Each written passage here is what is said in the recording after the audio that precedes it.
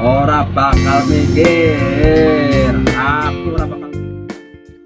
Beredar di media sosial sebuah video yang menampilkan truk tak mau memberikan jalan kepada rombongan kendaraan pengangkut alat utama sistem senjata, alutsista TNI. Terdengar, pengemudi truk beberapa kali mengatakan, dirinya enggan bergeser sejengkal pun meski di depannya ada aparat keamanan negara yang akan melintas. Kasat Lantas Polres Lumajang, AKP Bayu Halim Nugroho membenarkan bahwa peristiwa yang ada di video itu terjadi di wilayah hukumnya.